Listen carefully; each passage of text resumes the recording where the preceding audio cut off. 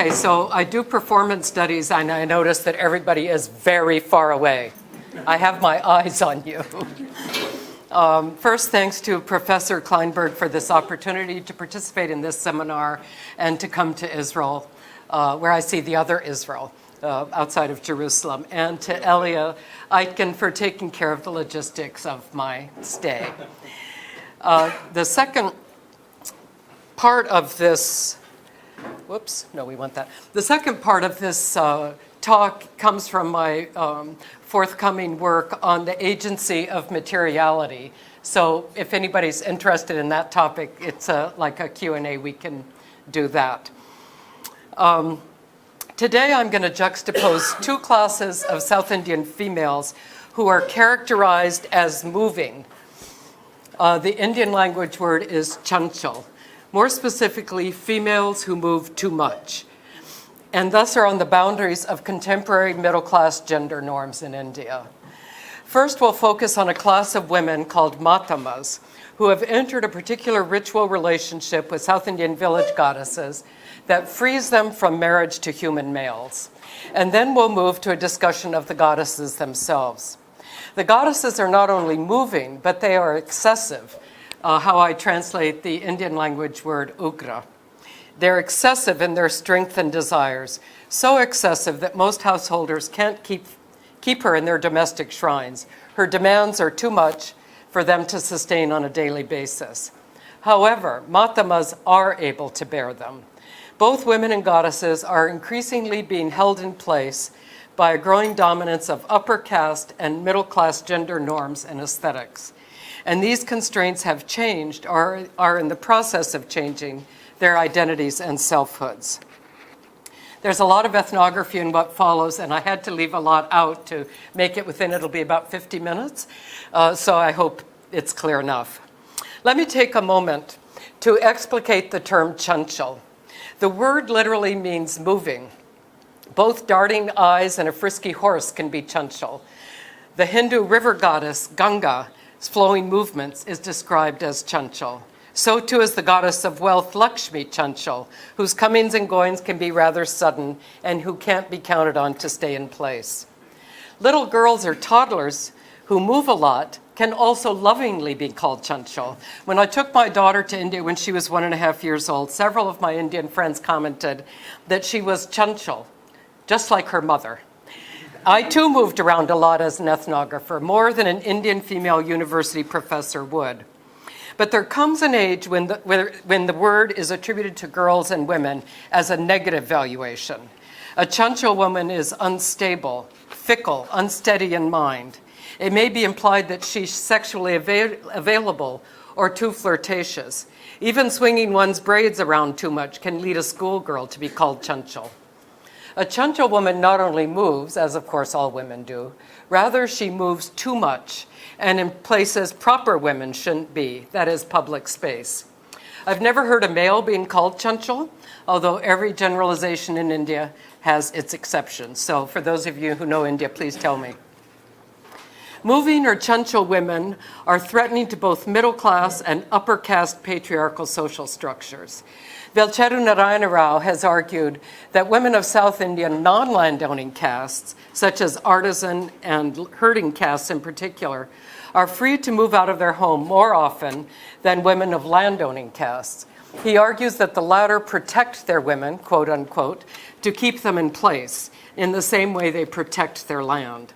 On a practical level, these landowning families are not traditionally dependent on outside income of their women. In contrast, lower caste and lower class women are often compelled to work outside the home, in the fields, in construction, or road work. As lower class families move into the middle class, or aspire to do so, and women become more educated, their physical movement outside the house is often curtailed. I remember a case during my dissertation fieldwork in the Dark Ages, 1980, when I had joined a group of tribal Gond women to go out on a harvest dance. That is, the dance transforms the rice paddy into the goddess Lakshmi herself. We passed by a house where a 16-year-old girl was leaning against the doorway, and her dancing friends called her to join the group. And her immediate response was, "No, I can't, now that I'm 10th grade educated. My brothers say I can't go out." Education at this level is physically constrictive. Of course, as women become educated enough to find employment that depends on their leaving the home, banking, teaching, doctoring, IT work, etc., they do move into the public sphere. But there is still a sense that they should, quote, go and come, and not wander or linger on the way. Public space is male space. For the goddess, the story is a little different. Village goddesses traditionally live in open-air sites from which they are said to wander. Today, they are often physically being held in place with permanent walled and roofed structures, both because of the worshippers' devotional motivations. They should have the same convenience as we do, said one worshiper, and motivations to quite literally protect the goddesses from urban development and the crazy traffic that has grown up around them. Today, I'm going to bring together Matamas and village goddesses as cases of Chanchol females being held in place. Although the motivations for restricting their movement may begin quite differently, the results are similar. To hold them in place is to change their identity and selfhood, from independent women to protected women, protected both by marriage and by architectural enclosures. So first we'll consider the Chanchol women called Matamas. Matamas are women who have been offered to Grama Devatas, or village goddesses. Yeah, there are only this many words you have to learn. Anyways, they're offered to a Grama Devata as babies or little girls when they or their village have experienced an illness associated with the goddess herself. Grama Devatas both protect from and also manifest as illnesses such as poxes and childhood fevers associated with the hot season. The assumption is that offering a girl to the service of the goddess will please her and she'll withdraw her manifestation as illness. Note, lower caste Matamas carry the burden of protecting the entire community. When these girls reach puberty, their families celebrate a wedding-like ritual in which the girls and goddesses exchange talis, or wedding pendants, one with the other. This relationship both protects the girls and places them under obligation to follow the goddess's commands, often in ritual roles. Matamas were traditionally seen to be ritually auspicious women because they are never widowed. Forgot. Sorry, the color is really quite good, but in any case. Anyways, they're auspicious women because they are never widowed, since they exchange talis with a deity who never dies. Their blessings of households across castes avert inauspiciousness. Many Matamas continue to serve the community in ritual roles during the annual festival of the goddess and throughout the year through possession, during which the goddess speaks to clients who have special needs or illness. One Matama told me she was compelled by the goddess to keep moving. Quote, when I was 12, presumably after reaching puberty, the goddess took me all around the world. She didn't allow me to stay in one place. Even now, I keep moving. The goddess keeps taking me from hill to hill, valley to valley, village to village. I go wherever she calls me. Wherever I go, she doesn't allow me to stay for more than 10 days. Get up, she says, and she brings me back, and I keep going around from village to village. Matamas are then literally moving women across physical space outside the home. But they are also socially Chanchol. As mentioned earlier, they do not traditionally get married to human males, although they may have sexual relationships with them and most have children. Today, there is a societal ambivalence about these, quote, non-wives, created in part by the perceived threat of a woman not tied down by marriage, who moves across and thereby challenges traditional upper caste and upper class social and gendered norms. In contemporary South India, outsiders to their communities often refer to Matamas as loose women or prostitutes. The tradition of offering girls to temples or deities was first outlawed by the British in an effort to, quote, protect them in 1934, and these traditions continue to be illegal under Indian law. Nevertheless, some girls still are offered to the goddess underneath and outside the purview of the law. Although illegal, I argue that the traditions have been threatened as much by an increasingly dominant middle-class gender and sexual norms as by the law. Matamas are no longer respected as being auspicious. Respectable women, middle-class women, are not Chanchol. They do not wander in public space and are traditionally tied down in marriage to men. These are generalizations about the tradition, so I'm just going to give you a few stories from two women whom I met who are rather unusual matamas in that they did marry human males, and perhaps this is why they were willing to talk to me in public. They had socially sanctioned marital status. I first met Veshalama during the festival of Navratri, or the 9 Nights of the Goddess, at the goddess Gangama's largest temple in Tirupati, South India, where I was living for a year-long research project with that Grama Devata. It was early in my research and I hadn't yet heard about matamas. It truly is an underground tradition. But I noticed right away the confidence with which Veshalama moved around the temple, the fact that she came to the temple alone, not something common for most women, and she spent longer periods of time there than other women. She could often seem to be performing temple housekeeping tasks such as sweeping the courtyard. Towards the end of the festival, I began to talk with her, and she told me that she walked about a half an hour to and from the temple each day, that she got restless sitting at home. Restless is another valence of chanchal. And that sometimes when she was feeling particularly sad, she'd spend the night sleeping under the temple gateway or gopuram. Veshalama invited me to visit her home. That morning, after serving me tea, she offered to take me on a walking tour of Grama Devata shrines in the vicinity and then to several forest shrines on the outskirts of Tirupati. We walked for several hours. Although 7 months pregnant, she walked quickly and confidently at a very different gait than the middle-class women I know, an enactment of her freedom and compulsion to move. When I first asked the temple flower sellers whether Veshalama had affiliation with the temple, they simply said no, but they were evasive. I noticed knowing looks and some whispering. When several months later I had learned about the tradition of matamas, I understood these whisperings and asked the flower sellers directly, is she a matama? Yes, they confirmed, but with little elaboration. While others may have only whispered about this identity, Veshalama herself was not ashamed of her Tali relationship with the goddess when I asked her if I could record a bit about her life history. By that point, I knew she was married to a man, and therefore her story would not be, quote, typical. Seated in the temple courtyard, as soon as I pulled out my voice recorder, we were immediately surrounded by a group of curious onlookers. And I suggested to Veshalama, maybe we move under that tree at the periphery. But she boldly asserted, whatever I have to say is by the grace of the goddess. I'll speak right here. And she began. My life has been nothing but trouble. I've experienced only troubles, troubles, and troubles. Veshalama was adopted as a baby by relatives when her mother died. She said her trouble started even then. Her relatives always called her adopted and didn't treat her as a true daughter. Then she told the story of contracting measles or some other kind of pox when she was a little girl, at which time her adoptive parents offered her to the goddess. And when she reached puberty, they tied her wedding pendant to me and mine to her, she said. They married her to the goddess. Although matamas do not traditionally marry men, her relatives soon arranged a marriage with an old man in an effort to, quote, get rid of her. Veshalama resisted this marriage and chose her own husband, for which her adoptive mother cursed her and cut off all relationships.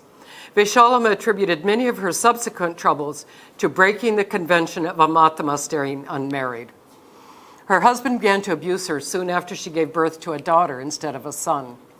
But he also feared her because of her relationship with the goddess. Once after he'd beaten his wife, Veshalama said the goddess came to her husband and warned him, if you hurt her, I will kill you. If she as much cries, I won't allow you to live anymore. At some point, Veshalama's husband briefly left her, but her brothers wouldn't let her move back to her natal home. We don't have any connection with you anymore, so leave, they said. We didn't give birth to you, so leave. They wouldn't accept her presence even when she attempted to attend her father's death rituals, abusively asserting that they wouldn't perform the last rites if, quote, this prostitute is here. Note that the brothers have internalized a dominant cultural view that matamas are merely prostitutes. They refused to perform their father's cremation with her present, and Veshalama recounted she sold her little gold earrings to raise funds to perform the cremation, which she did in the middle of the night. Throughout these troubles of harassment, abuse, and rejection, Veshalama said the goddess provided her refuge. I have no one, she said. If I want to go to my natal home, no one is there for me. I have no one. Whenever I feel sad, I come to the temple and I stay here. She, the goddess, is my mother and my father, and my mother-in-law too. The temple is a literal refuge from her abusive husband at times, where she says no one asks why she is there and no one bothers her. She comes and goes at will. Another Mahatma married to a male, Pujarama, is different than Vishalama in that she has a routinized ritual practice in which patients come to her for a problem. She becomes possessed by the goddess, who then delivers a solution or ritual prescription. I was introduced to Pujarama by the male organizer of the Gramadevata Gangama's annual festival in a village on the outskirts of Tirupati. Although I had immediately recognized her strong personality and knew she was a ritual specialist, I had not noticed her freedom of spatial movement since I had met her in domestic contexts, nor did I recognize she was a widow, since she still wore the vermilion forehead marking and wedding pendant that I had earlier associated with married women. When I registered my surprise that she was a widow, she answered, 101 Gangamas, or goddesses, gave me my forehead marking. Why should I take them off when my husband dies? Only then did I recognize her to be a Mahatma. When I first visited her at home, Pujarama immediately launched into the narrative she correctly thought I had come to hear. She recounted that even as a little girl, she was attached to the goddess. From my childhood, she said, I used to play with the goddess. I made her out of clay and played with her, and she came over me, suggesting possession. That was when I was young, about 12 years old. That is, the goddess began to possess her at around puberty. Then she said, I thought I shouldn't work as a prostitute, that I shouldn't go with a man like that. This statement implies her relationship with the goddess created expectations that she would not marry a man, but that she could have sexual relationships with several men. But she rejected this expectation. At the same time, the goddess came to her soon-to-be husband and told him he should move to Tirupati, where she said, quote, I'll get you married to a very devout girl. Pujarama insisted that she didn't want to get married to a man, but that the goddess married me off, and then the children came. Later in her narration, Pujarama went back to her youth. When I was 12, the goddess took me all around the world. She didn't allow me to stay in one place. Even now I keep moving. Even now she makes me go to old temples, to powerful goddess stones. Wherever people are having problems, she takes me there. And then she repeated, the goddess keeps taking me from hill to hill, valley to valley, village to village. I don't know when she'll stop me and where she'll allow me to build my own house and what she will do. One way Pujarama continues to move spatially is to go from temple to temple as a ritually auspicious woman, bringing the goddess's blessings, particularly to run-down temples. Interestingly, Pujarama performed the actual tali, or wedding pendant, exchanged with the goddess only after she was married and after her 3 children were born, rather than traditionally as they do, reaching puberty. She recounts, 101 Amavarus, or goddesses, came to me. They took me to the Gangama temple. They bathed me, applied vermilion and turmeric, auspicious substances associated both with the goddess and married women. They put bangles on me. They told me, all these days you were with your husband. Now you're our own. Wherever we are, you should come there. I haven't removed my forehead marking in vermilion, even though my husband is dead, because 101 goddesses put them on. I haven't taken them off.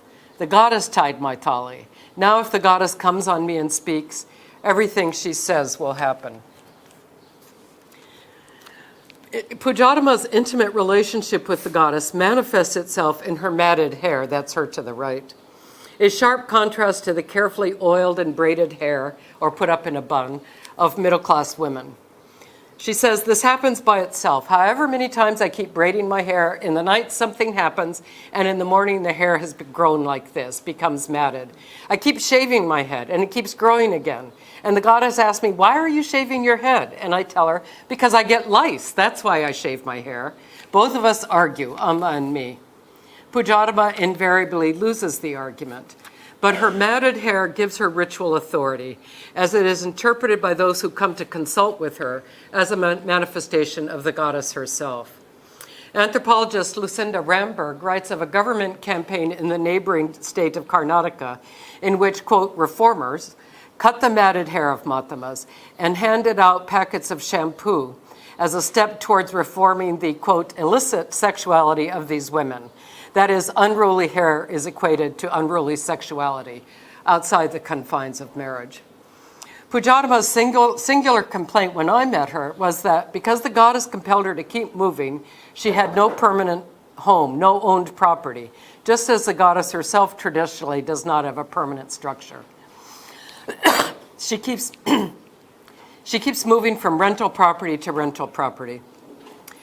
She says, you must be born for this in order to bear her. Most people can't even keep pictures of her in their house. Let's see if they can.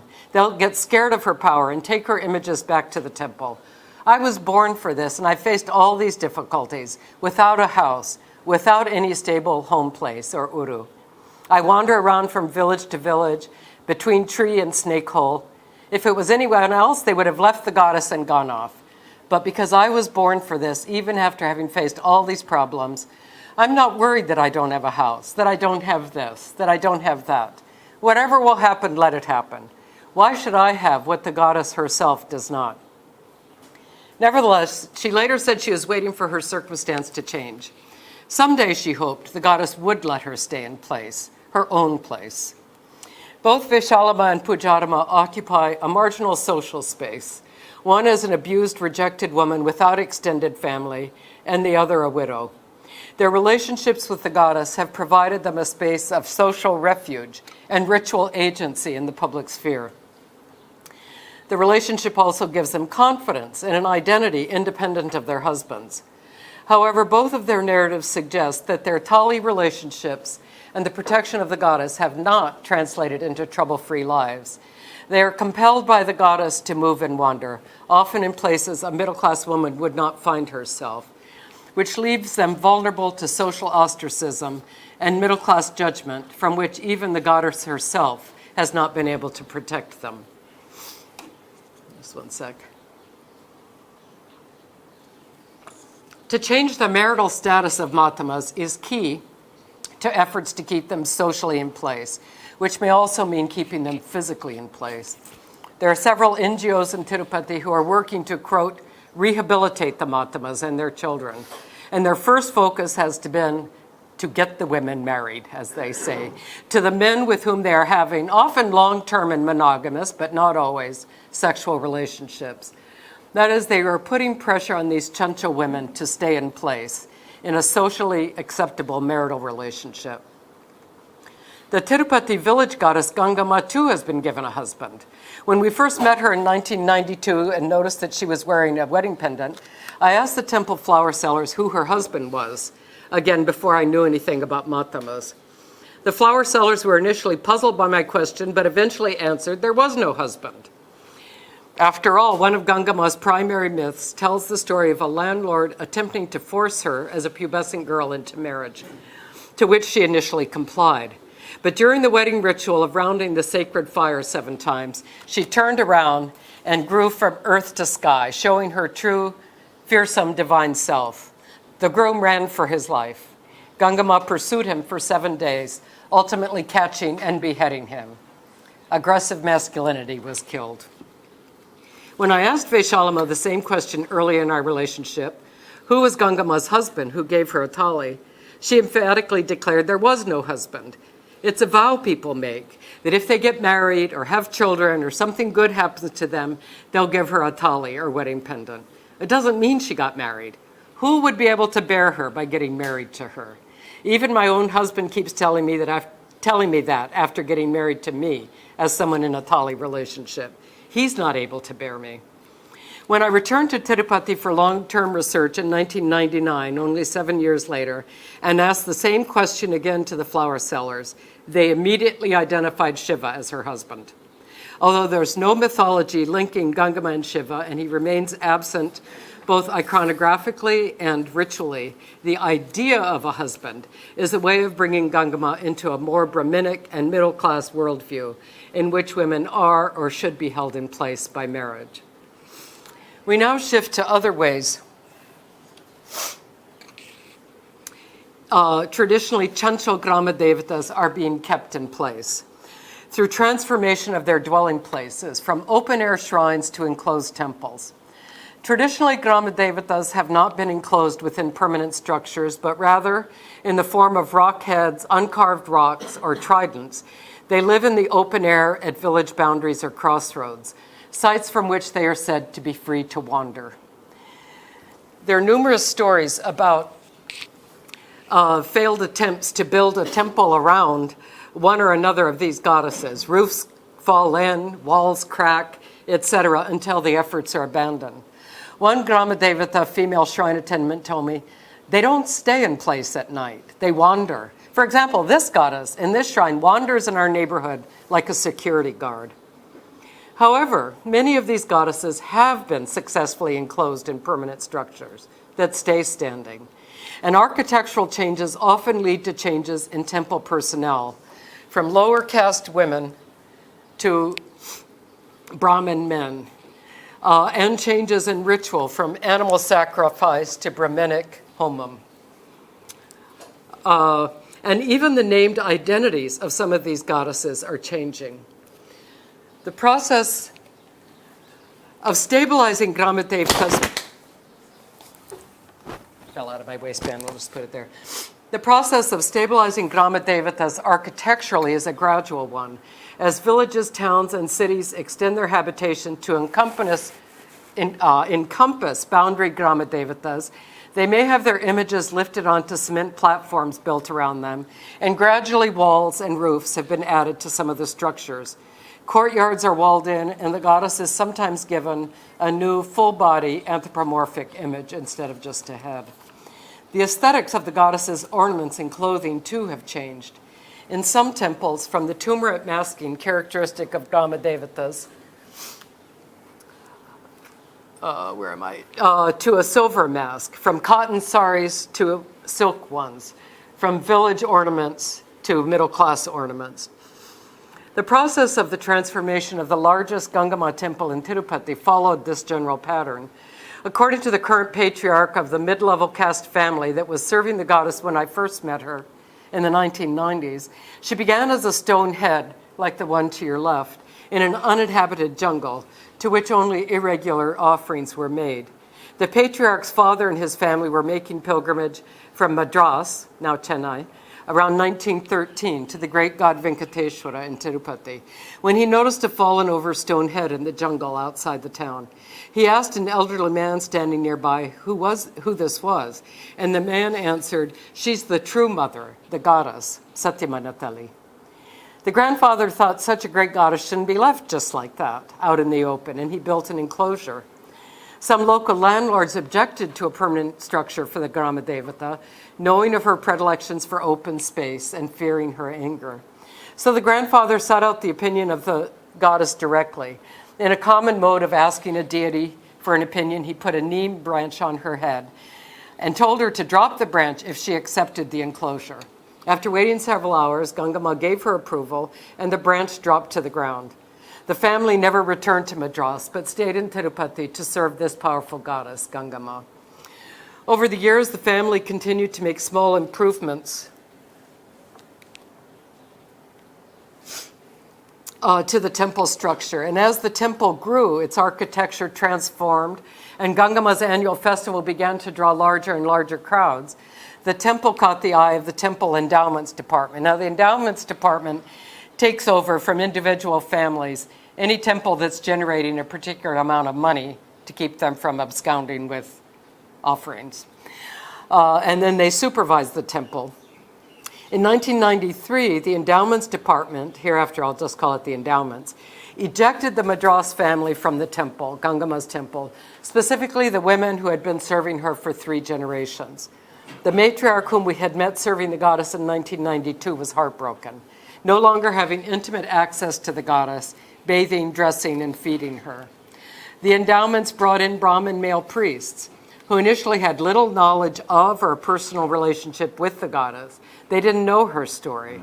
They served in the temple only as employees of the endowments, most of them moving from temple to temple every few months. They didn't know the goddess's preference of color or what kind of sari she liked to wear.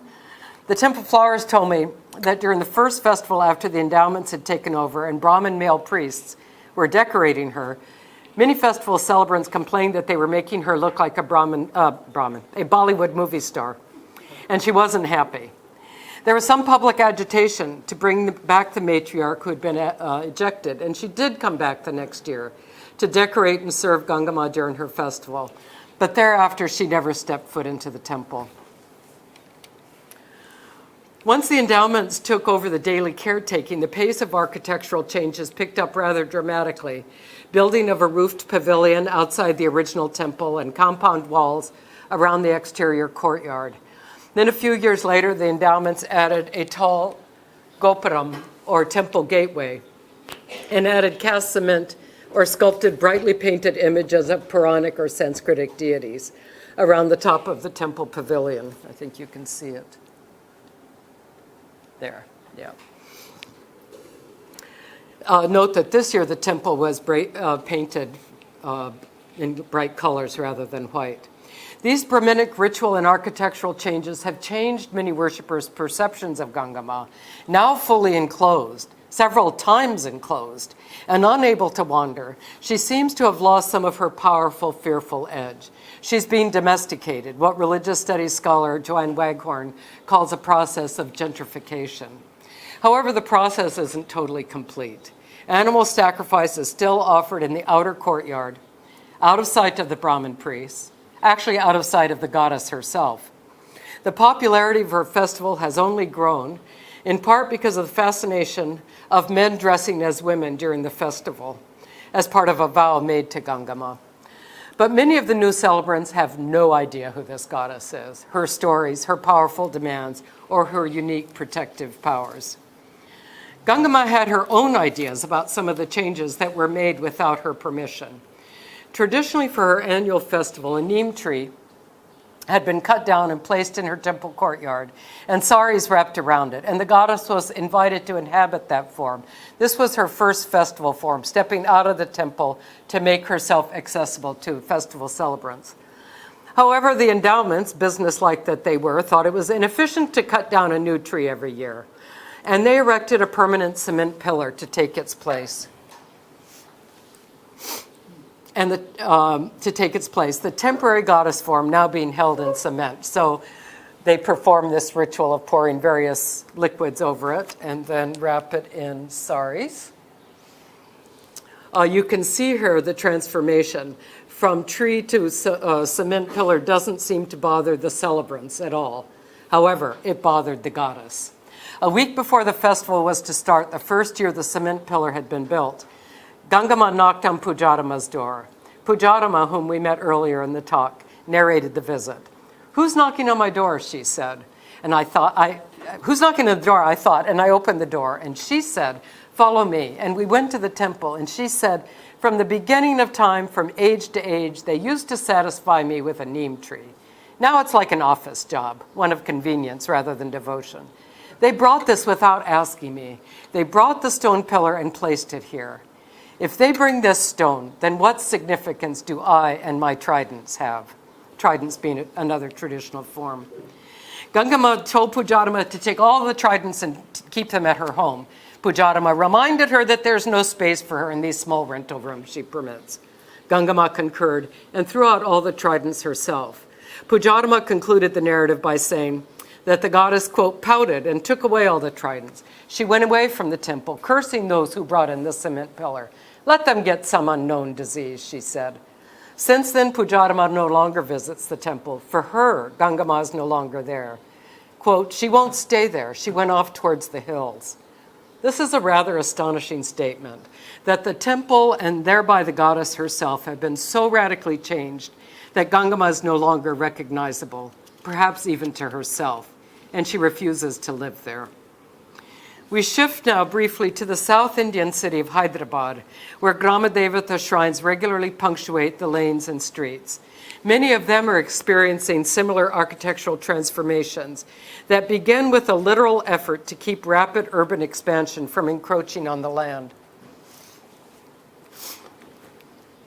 On the land that the goddesses inhabit, and to quite literally protect them from Hyderabad's crazy traffic, building boundary walls with smaller or lower or larger enclosures. You can see here under the tree there is a Gramadevata temple, and that would traditionally have been at the edge of a village, or so you could actually, were you to do GIS mapping and all that, which I don't do, map out the development history of Hyderabad. Some external colorful paintings of Puranic deities have been motivated by devotion to beautify the goddess's home and make her comfortable. Like we live, explained one devotee. So there, sorry, the color's not good with all this light, but under the tree, there's a yellow painted shrine, and I'll just show you a few more. I love this one, right smack in the middle of a 4-lane highway. Again, the streets going around it. And there's a boundary wall. Oh, sorry, now let's just go back up. There you can see my yellow roofed one. Many shrines are so small they require a worshiper to bend down to see the interior goddess, which many worshipers do not take time to do in their busy commutes.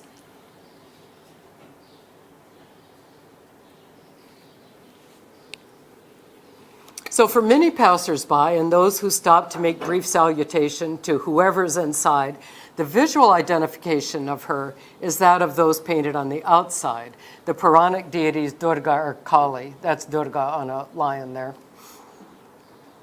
But this, what we may call misidentification, doesn't seem to bother the caretakers of the shrines. In fact, they may not even know unless I ask. Each shrine has its own narratives and spatial family and divine histories that are quite literally being built over and around through urban development. Let me describe one of these shrines, that of the Gramadevata Nalapochama. Sorry, let's just see the exterior and the interior goddess.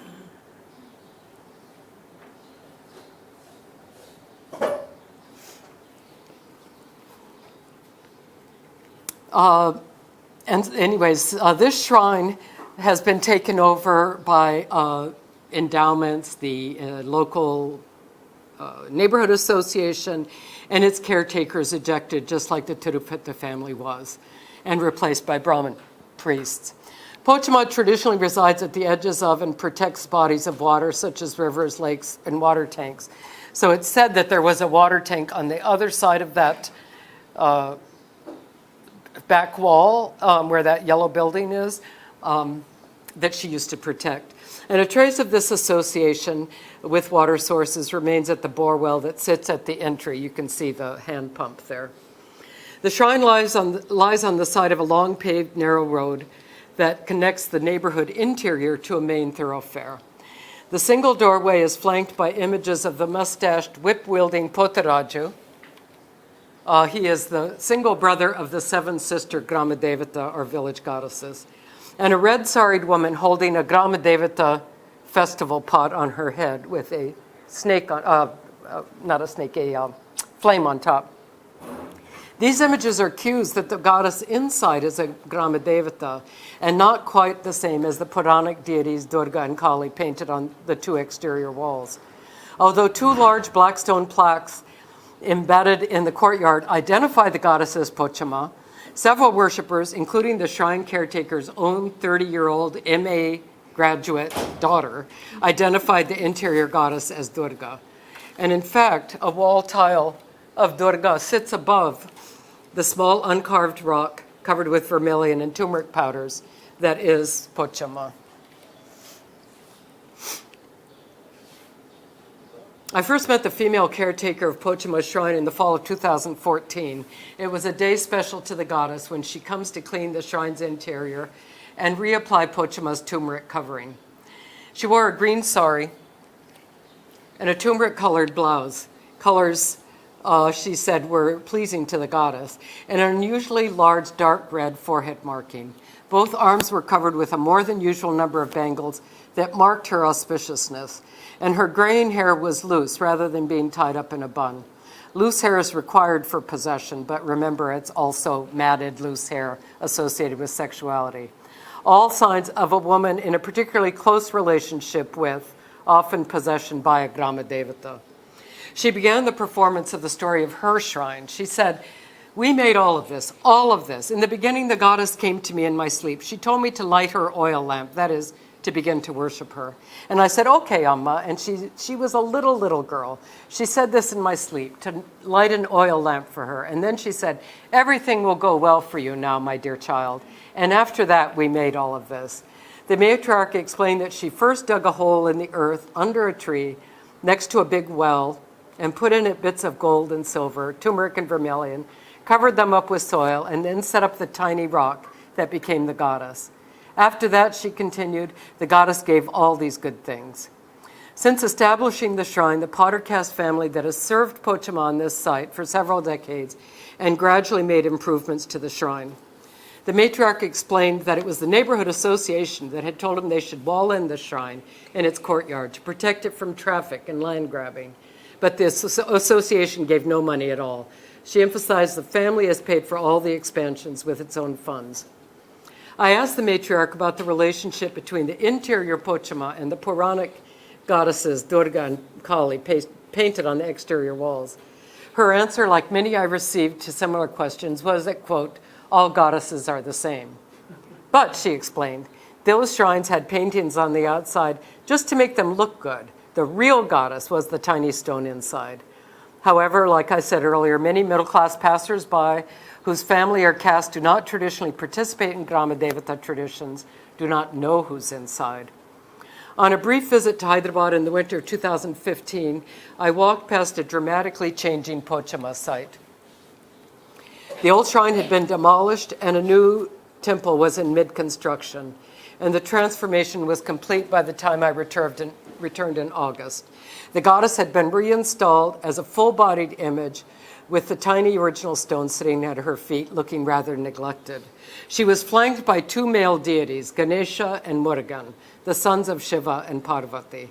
She was being served by a rather surly Brahmin male priest and sung to in Sanskrit. When I met the temple president, he explained the neighborhood association had decided to take up renovation of the shrine so that, quote, it would be accessible to all in the neighborhood.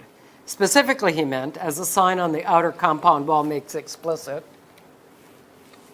that all animal sacrifice required by Grama Devatas and offered to her by lower caste worshippers, and alcohol associated with Grama Devata's brother Potaraju would be forbidden, so that, quote, all castes would be able to come to the temple, i.e. those who object to animal sacrifice and alcohol.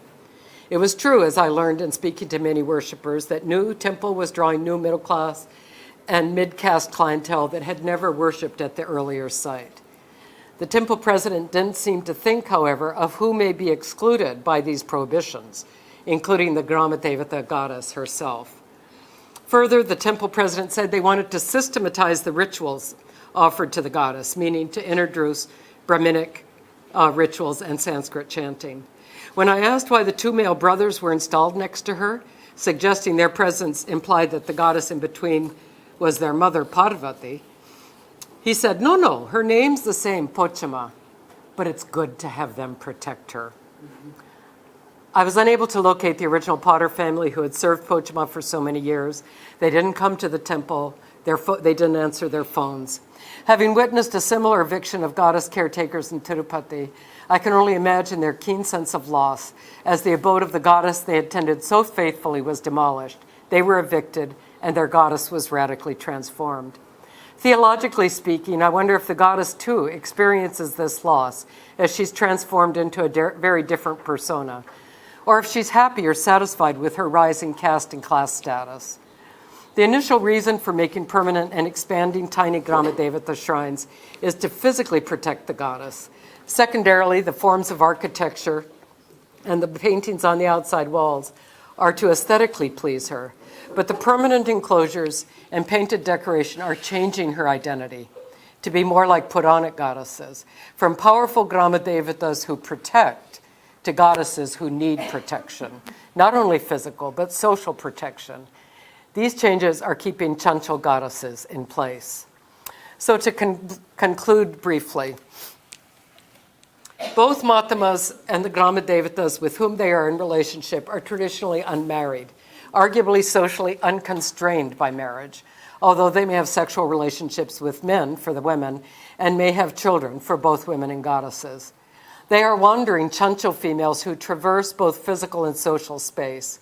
But Chancho females belie middle-class gender norms, under which women are expected to get married and stay home, or, if professional working women, are expected not to linger in or traverse public space without reason. Not insignificantly, both these Chancho females are lower caste, the goddesses traditionally served by low-caste caretakers. They are increasingly be held in place through marriage and or protection by males, and for the goddesses architecturally. Matamas thereby lose their unique identities, their ritual roles and power, and a social institution that has granted them both freedom and refuge. And the goddesses lose their fierce identities as boundary protectors and protectors from illnesses, becoming more and more like Puranic settled goddesses. As the Tirupati goddess wondered, now what significance do I have?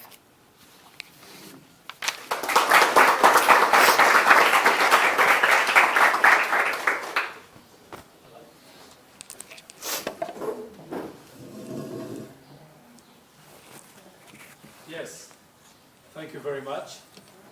The floor is yours. Questions? Actually, I'm just going to get a pencil in case somebody says something. Now, don't notice when I write down. Go ahead, I can hear. Actually, let me just tell you one thing. I have a terrible cold, and one of my ears is slightly deaf. So please speak up. Hi, thank you very much. I'm a student of anthropology, and I really enjoyed this. Few questions. How widespread is that phenomenon, historically and contemporarily? The Matamas? Yes. Is it a dying phenomenon? That's what I kind of gleaned from your talk. And what can people like me, who are not specialists in Indian traditions, what can we learn from that case study? What can we generalize from your research? And if you have time to talk about agency of materiality, I'll be very happy to. Okay. You know, in Tirupati itself, the town where I worked, it's a big pilgrimage center, probably the second wealthiest religious institution in the world after the Vatican. It is dying, but it's hard to say to what extent because it's so underground. Like I had been to Tirupati 4 times for the festival, so like for 2 weeks at a time. Then I lived there for a year. I'd been there 4 months before I ever heard of Matamas. And once I heard about them, so many things about this goddess began to make sense. So, but in this next state, there's a major temple to which women are dedicated.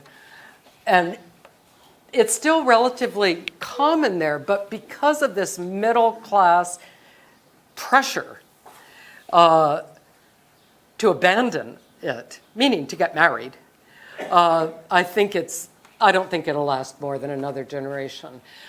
I do just want to say, it's a terribly controversial thing to say, but, well, the first part's not controversial. That is, when you become educated in India, you become educated, even if it's not a religious education, into upper caste, middle class culture. So this is the controversial part. So I conclude, education is not all that great for women, for lower class and caste women, until they reach a particular point. But that, like that high school girl leaning against that doorway, I mean, she also wasn't working. She wasn't allowed to work in the field. She wasn't allowed to work on the road. But she wasn't doing anything else either. So actually, because she brought in no income, her value in that house went down. So I've seen a lot of women in that mid-level education really get caught. They're neither here nor there. They neither get the benefits of being totally non-educated, low caste, low class, where they have quite freedom to move, or the benefits of becoming very educated. Okay, so I think education is what's changing it, not the law. Now, so what to someone like you? I think it's just to be, well, there are a couple things. To be aware of the variation in any given culture, and of course, as an anthropologist, you know this, but, right, so many people think of India as Brahminic and Sanskritic and upper caste and vegetarian, and it's just not true. And so, one reason I do this work is actually to add to the archive that these people's voices will count. 100 years from now, there may not be very many traces, but they were there once. They had agency. Might be, the materiality of, the agency of materiality might be more interesting to you. Although, to me, the gendered piece is interesting. So this is just one chapter, the architecture piece. I have 5 forms of materiality. So I start with ornaments, which all Indians, you can never say that. Most Indians with 10 adjectives would say are agentive, like gold changes a woman. Tattoos change a person. So I start with that, and then also guising, which it's too much to explain right here. Changing a person. Well, you guys all do Purim. You know it changes you. We do Halloween. People don't think it does, but anyhow. And then so the indigenously, where does it count that materiality has agency? And then I move to where they may not think it has agency. So what I'm interested in the architecture is that while people may do it for one reason, protect the goddess from traffic, or make her happy that she should be enclosed from the hot season or the rain, it's actually doing something else that wasn't part of their intention. So in that sense, is agentive. Mm-hmm. I think I can see here 2 processes. One, I think that is a process of cities taking over rural areas.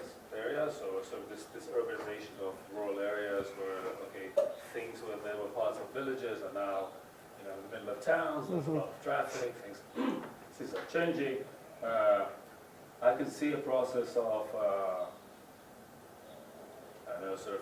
spreading, as you describe it, of the middle class state of mind. So it's the bourgeoisization of Indian society to some extent. So as you said, it's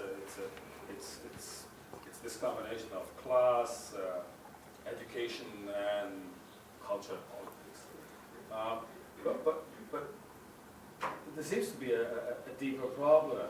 In every culture, there are roles allocated for the so-called downtrodden, for the marginal. And this seems to be one of those cults. It is not an important cult. It is a marginal cult. It is not mainstream. It is sort of out there in the gray zone. But it's very important for every culture to have something like that. So women like that, who are sort of weak in many ways, are given certain liberties that they would not be given otherwise. Now, my experience is that you can't simply block that there's always a process of exchanging one form of marginality with another.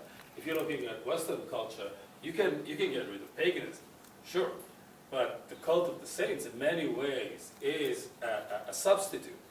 Now, what you seem to describe is simply a phenomenon disappearing. Where do these energies go? I mean, they must go somewhere.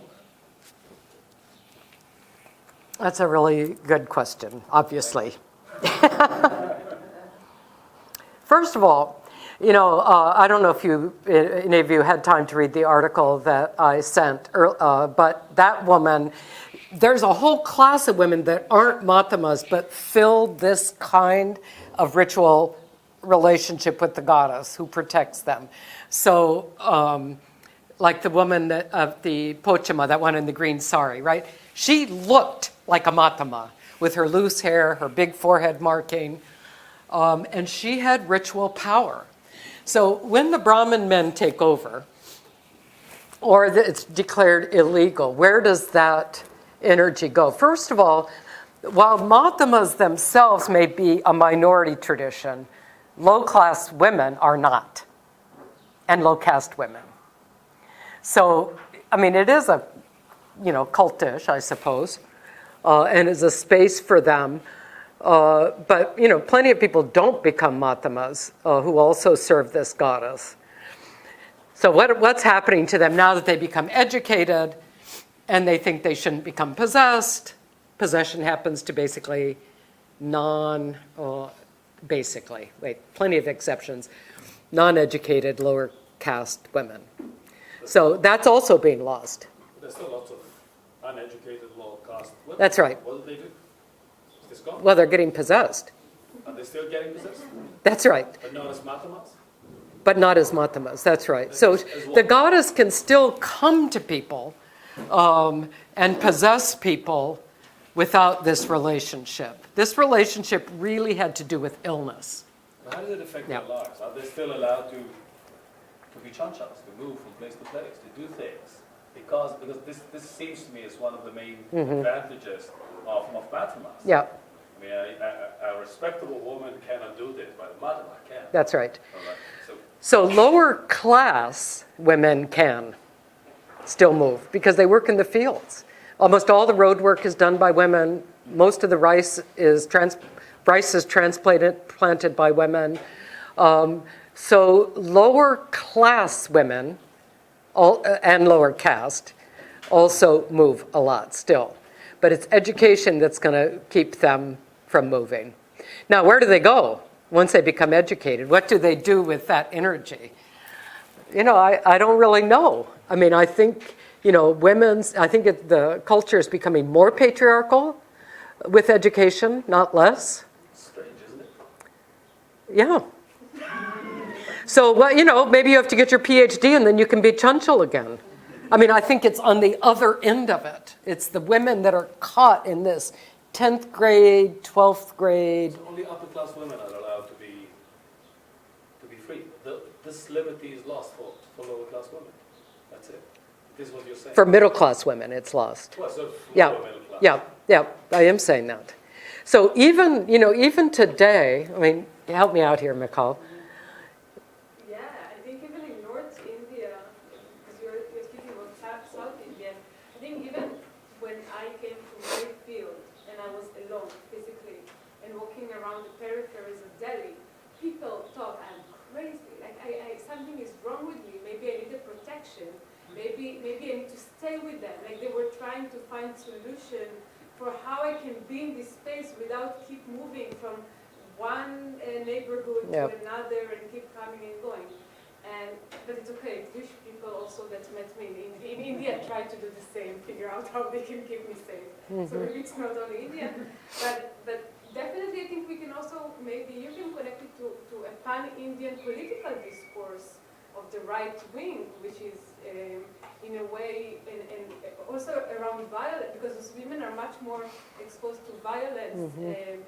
Like in Punjab, it's known that women who works in the field, lower caste, their chance of getting raped or being, experience physical threats upon themselves is much higher than women who are at home. And then there is this full discussion. I wanted to keep it from becoming part of sexual violence because in the South it doesn't feel like that. That is the tradition itself. But the right-wing part, India was considered Mother India, and she needed to be protected, that land itself, from the British. And how did we protect her? It was through our women. Our women were going to maintain our traditions. What does our traditions mean? It means upper caste traditions. That's what it meant. So in that sense... There's a new sort of Hindu orthodoxy now, which is being imposed on... Yeah, I think the class piece started before the right-wing piece started. I can give you an example. In the village, my home village, so I was raised in India, and I walked a lot. I was really chanchal. But I guess because of my white skin, everybody just rolled their eyebrows and said, okay.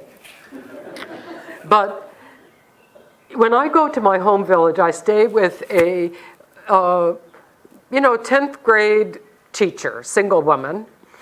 And my village is about 2,000 people, max, if even.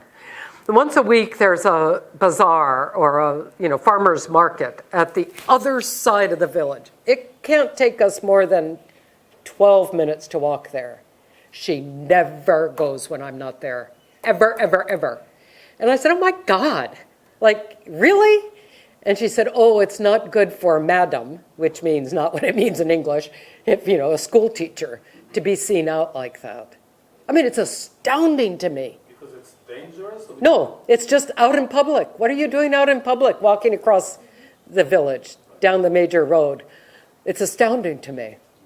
So, what has she done with that energy that her mother would have had no problem? Her mother used to work in the fields, was tattooed, was totally non-educated, free as a bird. So what does my friend do with that energy? That's what you're asking. Where does that go? I don't know.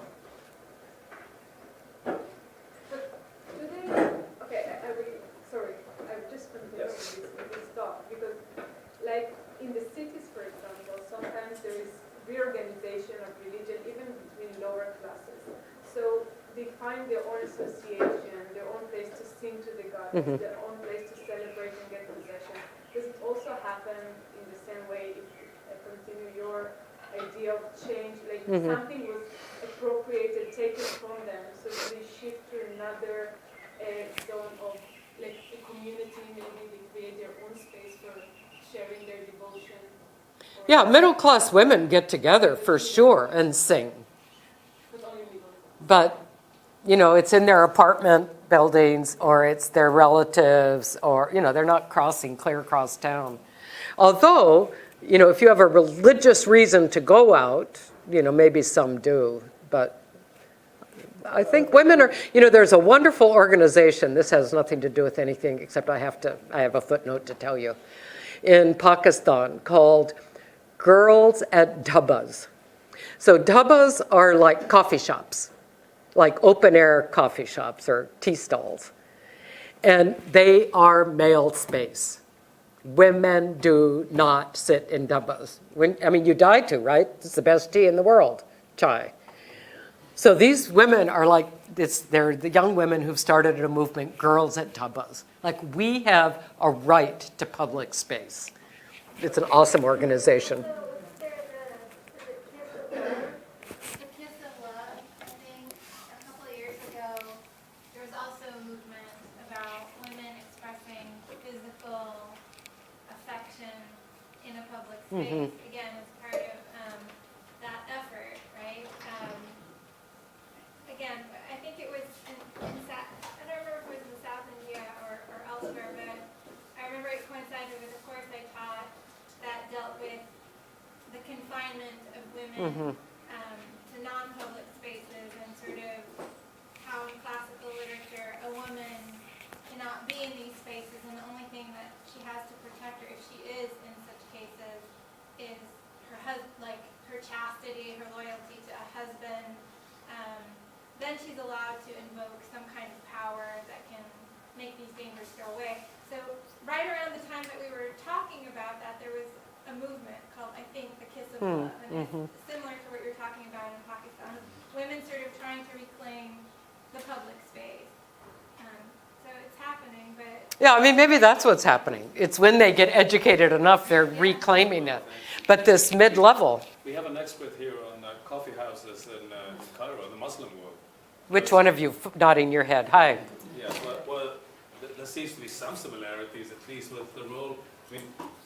Where can women go and what can they do when they're there? So they start as prostitutes, and then they are entertainers, and then as full clients and patrons. Right, but that's a moment of change that's coming late in the 19th century, and more so during the 20th century, when women are reclaiming that space, and that also is connected to the kind of European women under the umbrella of colonialism or European migration to Egypt, and it engenders criticism from the Muslim middle class, and they're considered as prostitutes. Muslim women who go out into public spaces and into establishments that are coffee shops or associated with coffee shops takes into the middle of the 20th century to make it more acceptable, the presence of women in coffee shop, and even then, even today, in a very limited way.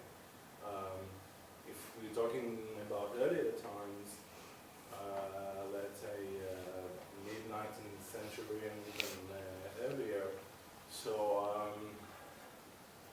yes, basically coffee shops are male spaces, although I have like some corrections to that generalization. But what is interesting to me is that there's a kind of a relational aspect to that male spaces, to the male space of the coffee shop with surrounding spaces in the urban matrix. So men are sitting in a coffee shop, but women are passing by. And there's like a male gaze upon the women who are passing by in the streets freely. So there's this kind of a relationship there that I'm trying to figure out the implications of. Interesting. Elia wanted to ask something. Yeah, I wanted to ask, because we're talking about private space and public space, and I was wondering if the concept of changchang, I don't know if I'm saying it Chantal? correctly, changchang, is it something that the concept of neighborhood relevant to it? If a woman is around her neighborhood, would it still be, she would still be conceived as changchang if she moves around that near, close region to her house? Yeah. If it's relevant in any case, and like the example you gave about your teacher at the village, you said she won't leave the village to the other end, to the market, but she still walks around the Yeah, she goes to the school Right. and back. Okay, so it's okay, that's not Yeah. making... Actually, to tell you the truth, every morning she walks out to the fields when I'm there. And that's okay because no one sees her. But as long as you have a destination, and I don't understand why the bazaar isn't a destination. That's what I don't understand. But, I think she's really asserting her middle class because she's not middle class, right? She's her parents were really poor land laborers, and now she's made the transition. So she's overperforming class. But she could walk around within a few. It kind of, if you have a destination, you're allowed to go. When I did my field work, we didn't have indoor latrines. Wait, my PhD field work.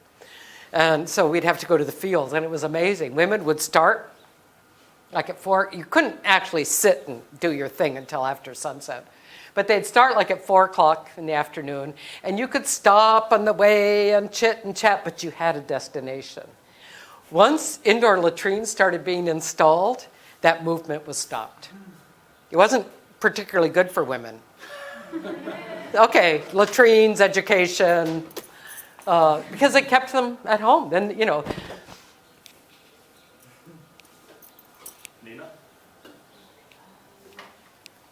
I would like I'm going to come close because my ear is bad. and I'm You can't. cold also. I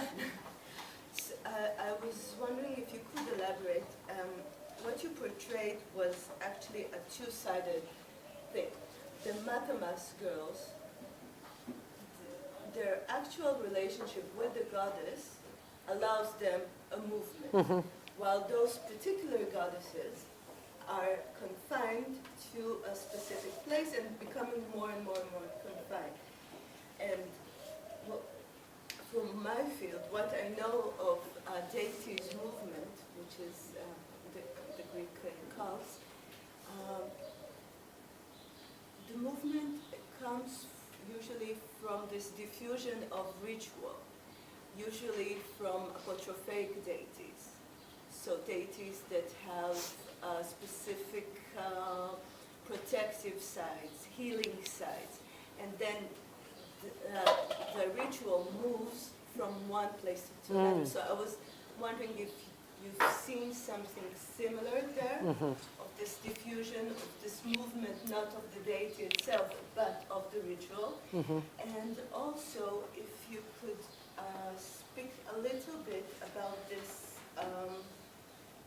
relationship of the Matamas girls to the deity. You spoke about exchange, about some sort of marital thing.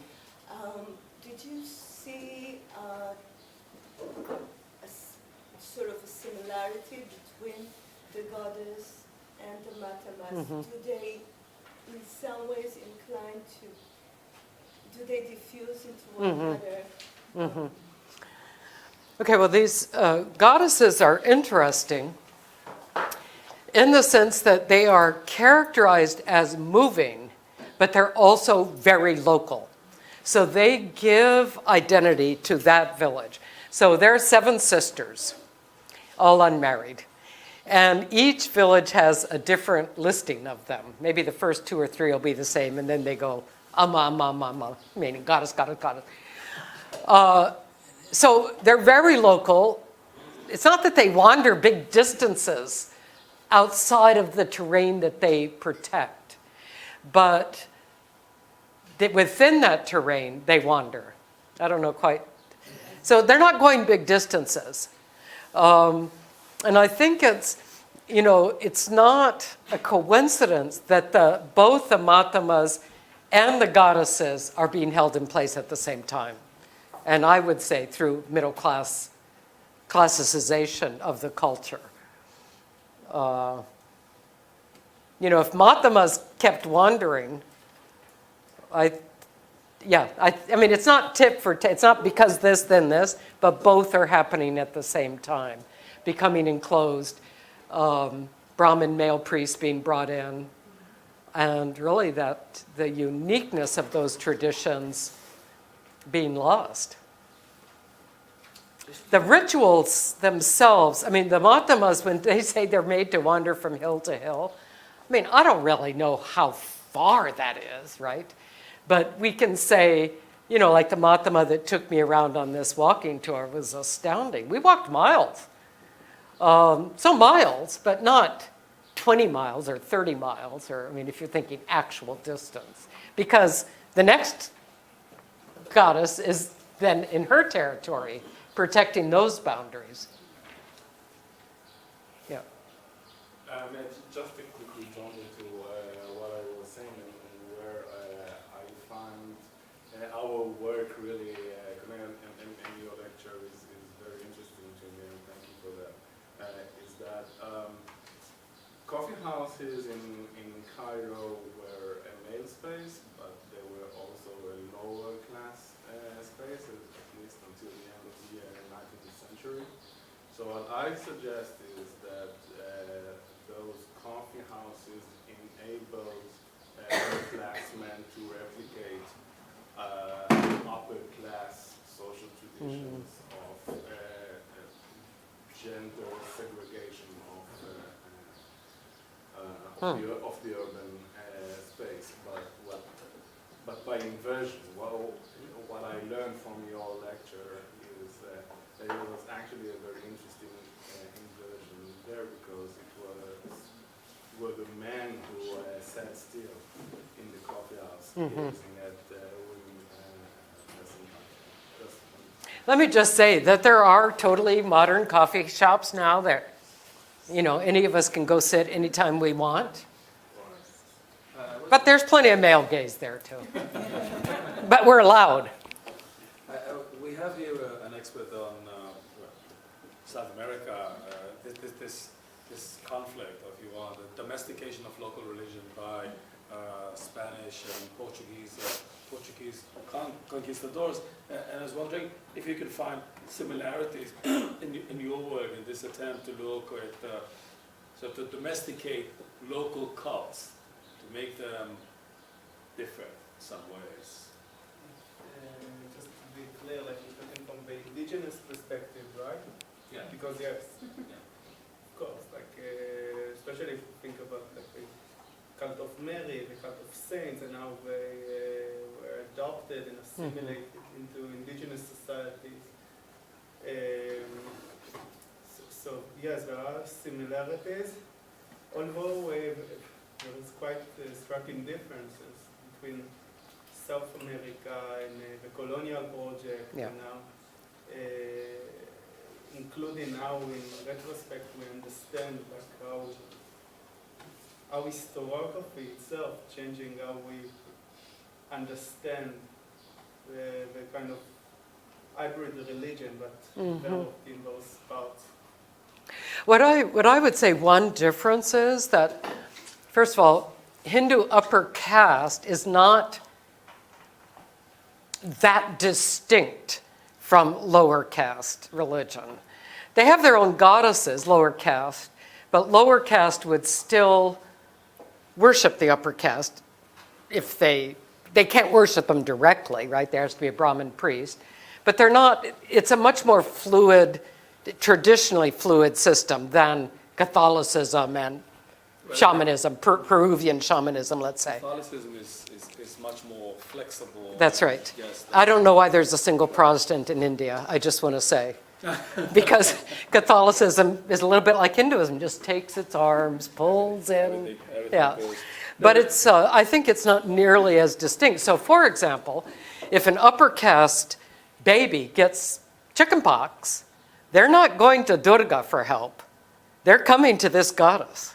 Ah, yes. Yes. I think that's true everywhere. Yep. And so, a lot of them will send like animal sacrifice because she requires it via the hand of their servants, right? So they're still participating in that tradition, even as they're trying to suppress it. So, so far she hasn't lost her iconography. I mean, she's losing it though.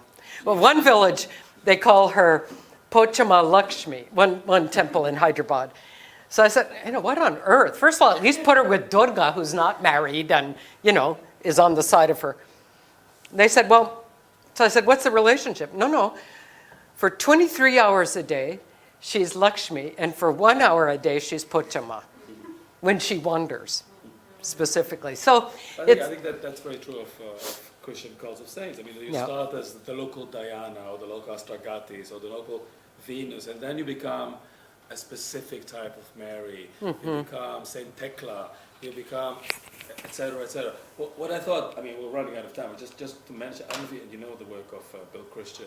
So his work on local religion. So one of the interesting things I thought, that's why I started is, okay, so you have local religion and you have the center. The center is always trying to, in some ways, incorporate, reshape local religions, because local religions are never good enough. They're never orthodox enough. They're always slightly superstitious or even heretical to some extent.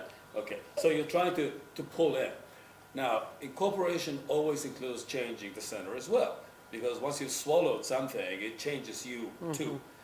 First question, how does it change you? The other thing which I thought was very interesting in the work of Bill, of Christian, is that he says, in some ways, though, people find a miraculous image of Mary in the fields, okay? The local priests are coming over and they're taking her to town because that's where she belongs, not in some stupid field outside of the center, too far from the cathedral. But the image keeps going back to the fields because it tells them this is a natural thing, this is not an urban thing. So I'm wondering if in some ways, as I started asking, how do you in some ways maintain all that sort of division between nature and culture, between up and down? Things don't simply disappear, they go somewhere. It's not just, I think you try to answer me in terms of individual responses, but I think I'm not talking about individuals. Individuals have all kinds of ways. I'm talking about classes. How do classes deal with the fact that they've just been sort of denuded? Okay, they've just been robbed of something. Surely there are other ways. Haven't we learned all the times that, you find other ways of... Well, what I would say is what they're getting, let's say Matamas, their children. They're losing ritual auspicious status. They're gaining economic status. That's what they're gaining. They're gaining economic stability. So let's say my friend who won't walk across the town, across the village. They no longer need charisma? That's it? Well, I mean, there are plenty of thousands of people living middle-class lives. They found a different charisma. I think, middle-class deities are also changing. There's a colleague of mine, Tulsi Srinivas, who has written The Cow in the Elevator.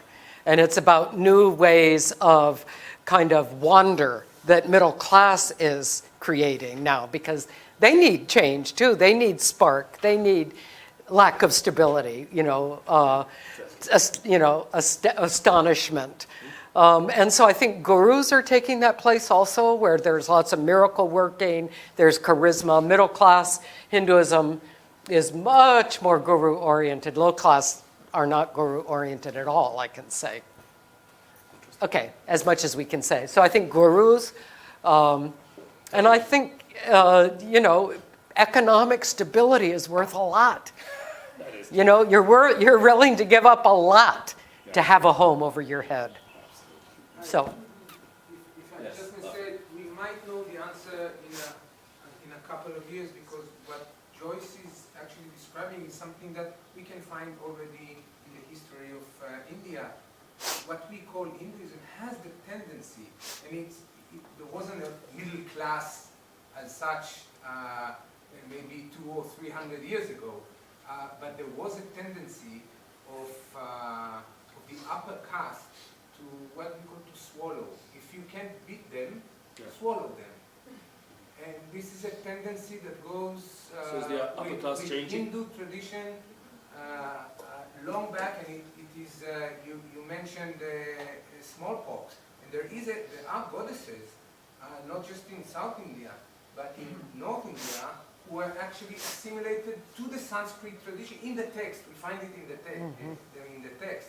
And we know, it's almost treason today, that there has been, still they have some temples in rural areas, and they were swallowed into the Sanskritic tradition. Right. But still you find other traditions coming. So what I'm answering, maybe what happens now, what are the means to maintain this balance of marginal religious and social practices and beliefs in 100 years? We'll see the outcome. But certainly you can see that it is swallowed and then something else comes. And it's swallowed and something else comes. So maybe you ask in 100 years. I'll be happy to come again. That's right. From our point of view, you will. Reborn as a fish, yes. Thank you very much. Okay, thank you.